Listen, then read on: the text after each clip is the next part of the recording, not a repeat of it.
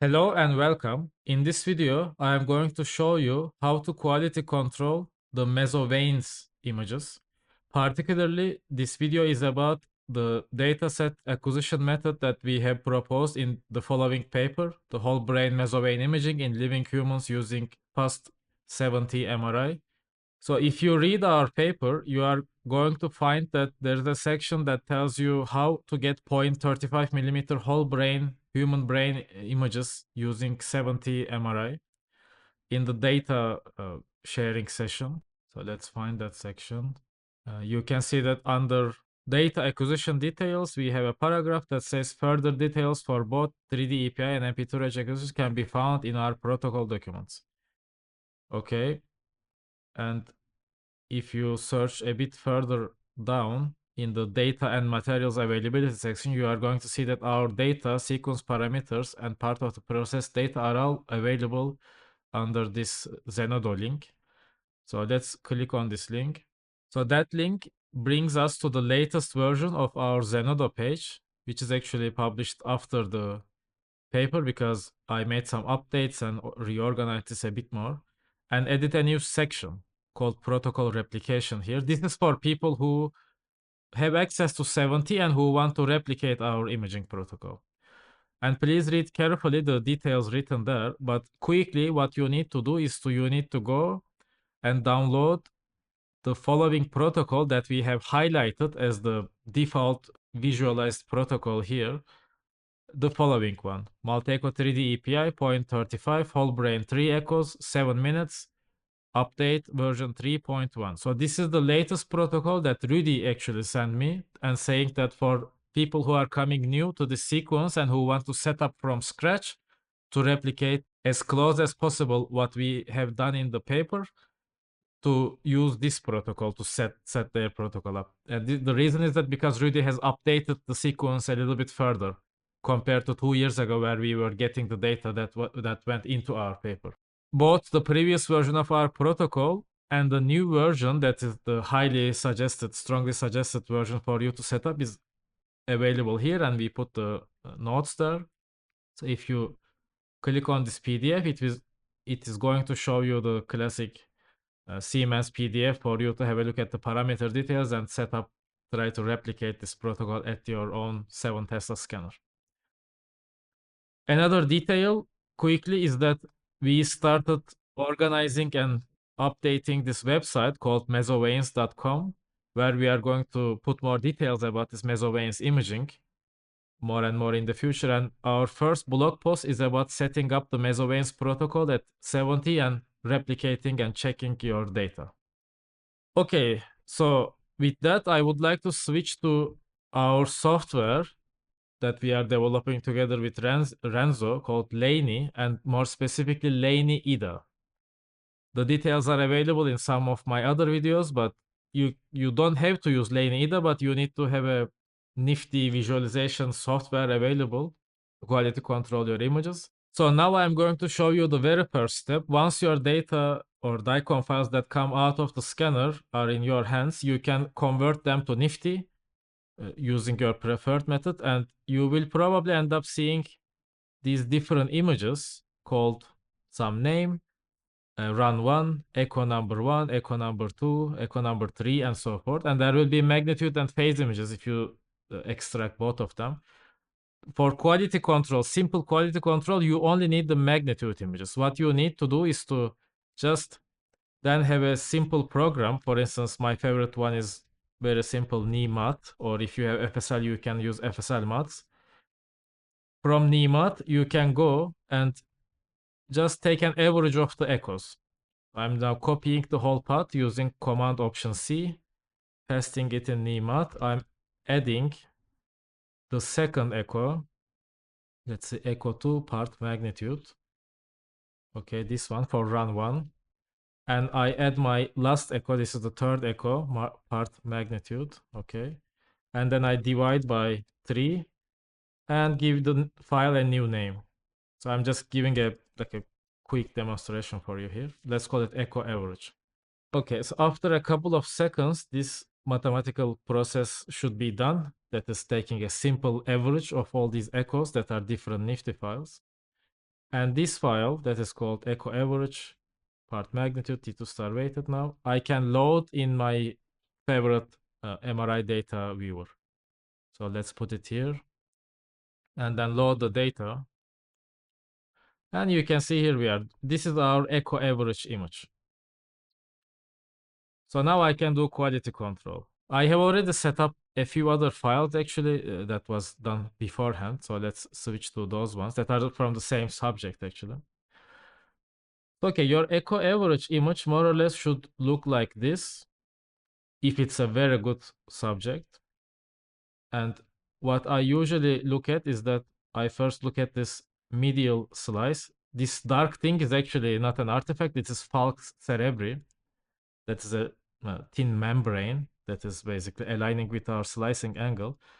And around that image, I try to see, because there the brain surface aligns nicely with the sagittal slice, I try to see these sharp details in these veins. You see, I can see very nicely a large vein, and there's one arm to it, and this arm I can follow down to a single voxel wide regime. And I can go down a little bit more in left-right direction, and for instance here, I see that there is a appearance of this penetrating vein there. And if I move around a bit, I basically see that these dots, see like 1, 2, 3, 4, 5, they are visible, and I move around there, I can clearly trace it with my eyes going down into the tissue. So it means that this is a good data set. Like, I mean, at least this is how I judge it or do the quality control of it. The point is that following those dark tubes that are the veins most of the time and seeing whether they are visible in a single slice condition that are penetrating inside the gray matter. For instance, here you can see like that vein is penetrating. So this is a good data set. Now, once you set it up like this, you can have a look at the other runs as well. Again, like doing the echo average and then loading them here, maybe adjusting the contrast similarly. Another run at here. Now I'm going to use brackets in my keyboard to quickly switch between runs. And nicely, we see that even though we didn't do any head motion correction, these are separate runs that are around 7 minutes long, a bit shorter than 7 minutes. When I focus on this penetrating vein or intracortical vein, across runs, I still see it. So this subject is a very good subject. We had good data because I can clearly see these little details. And you can have a look at other pieces of the brain as well. For instance, here, again, you see that stick is visible. Okay, now let's have a look at a bad data set. For instance, this one. So this subject is actually someone that we know who fell asleep in the scanner. And the person in the console room just kept scanning without talking back and forth, let's say, because the subject didn't want to be communicated. But of course, like, he fell asleep, and then when you fall asleep, you usually move a bit involuntarily inside the scanner. So falling asleep doesn't give you very good data. And now compare this image to the previous one. So first, this, even though it's an echo average, there is this overall blurriness, or this like jumbled view, this like blurry kind of mixed type of visuals that I browse across slices. So let's have a look at here quickly. And now let's compare it to the good subject around the same region. See? Like everything is sharp and clear. I can see these dots that are the bezels and I can follow them easily. But in the subject that fell asleep, this type of visuals are not available. Things are much more messed up, like mixed together. And of course, in these subjects, it is basically impossible to see any penetrating veins that go inside the cortex. So I'm not even almost looking at that, because this is like one of the worst data sets that I have seen so far myself. Again, we can have a look at this falx cerebri, and around there, we can have a look at the vein. I mean, the big veins are kind of visible.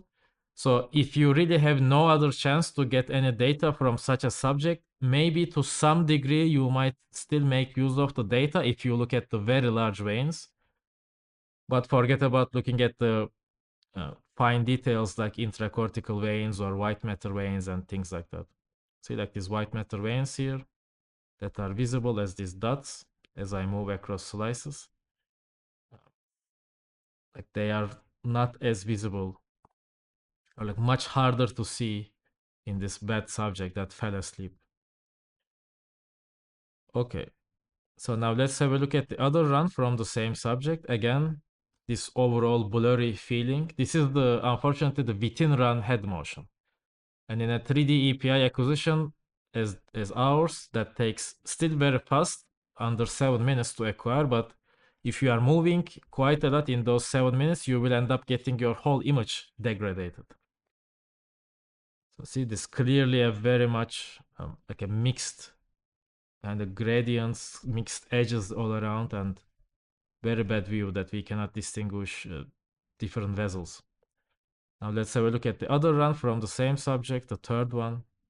So he's still sleeping, he's still involuntarily moving inside the scanner. Again, very bad image.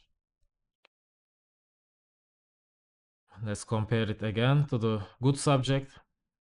Different runs, you see, and the bad subject.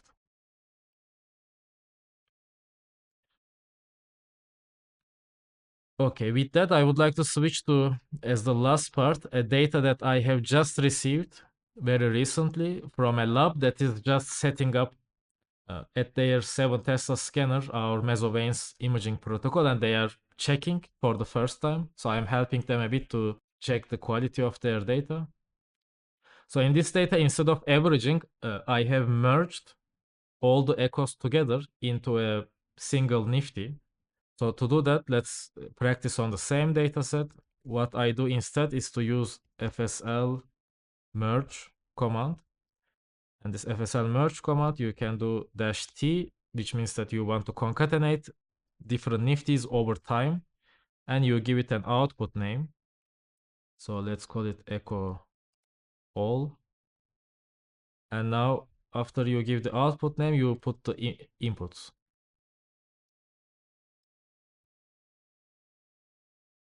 Okay, and this one, 3, echo 1, 2, 3. Then we execute this command and wait for it to yield a new 4D Nifty file. You can see that the file is coming here. The previous one we called echo average. This one we call echo all because they are all echoes together in that volume. Which one I use kind of depends on how I feel at that moment. Sometimes I like to see the decay curve nicely, especially in a new site that are newly setting up their protocols and maybe they have different echo times or different differences with regards to our protocol. There I would like to see the decay curve in each voxel. And in those, I merge the nifties, whereas in the other cases that I already know things are working, I quickly create an average image. Okay, now let's just to show you, take this data, load it in Laney IDA, load data. And here you can see that on the right-hand side, we have the time course. This is the echo decay, basically. And by using Z and X buttons, I can quickly switch between images. So this is a good way to check the quality of each echo. And if I want to see the average echo quickly in Laney, I can click on this T-mean button. So this in real time takes the average. And now looking at this data, I can actually say that it is pretty good. So it is working. So let's compare it with the bad run. You can see not much is visible. Another bad run, another bad run. And now let's remember a very good data here, right? And now let's have a look at, so this is the new data that is coming from this lab that is setting up the MesoVeins protocol for the first time. I'm helping them to quality control their images a bit. I'm looking at across echoes, so it looks pretty good, pretty sharp. I can see these small dots in my images, right? So these are the veins. I can trace them when I move across. And if I take a echo average quickly, and maybe adjust my contrast a bit. And again, let's have a look at this falx cerebri and move around there and try to see whether we can see these dots going inside the cortex. So for instance, I'm looking at here. So let's focus on that area, maybe crank the contrast a little bit more.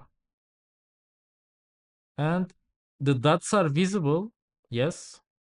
There are definitely these veins that are being traceable by eyeballs, but maybe they are not as visible as we see them in this really excellent data set. See how many of these dots are visible here in a single run versus this new data. So basically, I would put this data as above average. So it's good data, but not for sure the best one I saw. But it's definitely not unusable data such as this one, that the subject fell asleep. So okay, this I would say above average data, and so far they only recorded one run, so I do not know whether this subject maybe could have given better data as he or she got used to scanning. But also that's why I suggest people to acquire a few runs, especially when they are first setting up, maybe 2, ideally 4 runs, so that see how a single subject or that subject behaves across different runs, and also have a reference for you to train yourself. Like maybe you have a slightly worse run, maybe you have an excellent one, maybe you have one that the subject fell asleep. So you can start seeing these examples and then training your visual intuition to detect, oh, this is a good meso-veins data, this is a bad meso-veins data, and so forth. So this definitely is good, but it can be improved. I suspect maybe the subject was moving maybe a little bit, but definitely not as bad as this one. Okay, so I hope this video is useful. See you in the next video and have a nice day.